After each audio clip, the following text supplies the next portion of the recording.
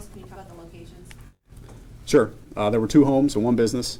One of those was his residence, and they were all located here in the city of Hamilton. What business? It's a private business on Central Avenue in the 800 block. And he was part of that business, and I'm not sure exactly what the details of that was. Could you talk a little bit, so it's cocaine, so much focus has been on opiates.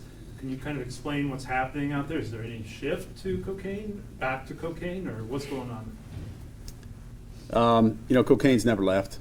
It's always been part of the drug scene, continues to be part of that. Included in the seizure was some methamphetamine as well. And Mr. Ingram was involved in the trafficking of multiple types of narcotics, not just cocaine. So that just happens to be what we seized at the culmination of this investigation. Was he using his business as kind of a front for this?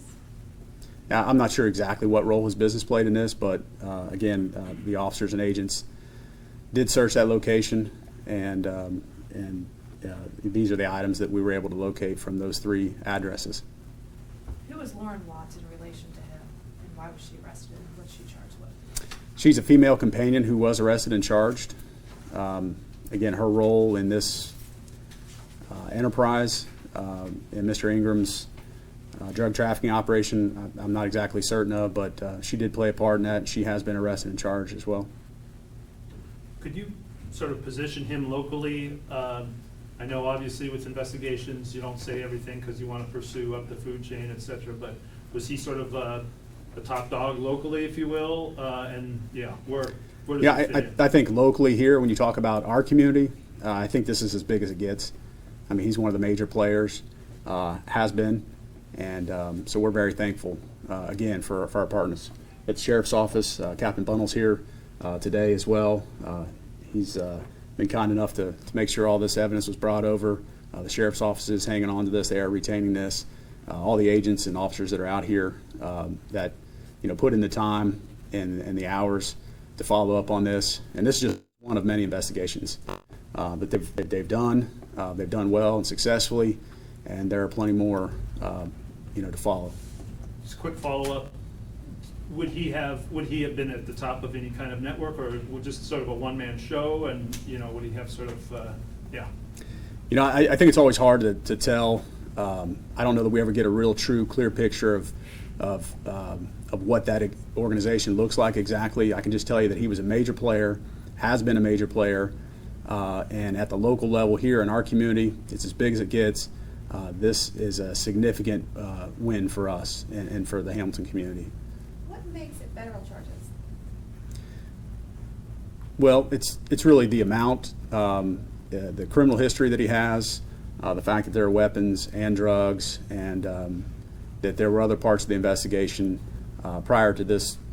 Prior to Monday, there was a significant amount of evidence about his drug trafficking activities that warranted, in consultation with the federal prosecutor, warranted federal charges. And we're grateful to them that they have agreed to adopt the case and are pursuing him federally. Do you find that you're getting more tips from the community? I know you've been out in the neighborhoods and so forth. Are you finding that this is helping and keep criminals like this off the street? Information from the public is always vital. We're out there every day. We're on the streets. But the people who live in these neighborhoods, they see what's going on. They know when things are out of place. And the more they call and the more information they give us, the better we are being able to focus our resources. So certainly, information from people in the community helped in this case. It helps in every case, and we always encourage our residents to be active, be involved, pick up the phone, give us a call, help us, help this community, and stay safe, stay secure. How far back had you guys gone with investigating John Ingram? Are we talking months, years? Give us a kind of a. So this particular investigation has been active over the past couple months, at least 3 or 4 months, maybe a little bit further, and but he's been somebody that has been on our radar, that we've been aware of in the past, but this particular investigation stems back probably most of this year, again for a solid 3 or 4 months.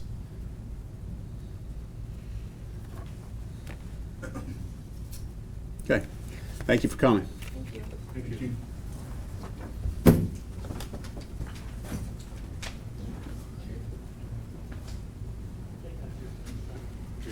If anybody wants any, we weren't gonna remove that line. If anybody wants to get us up close into the middle, you're fine.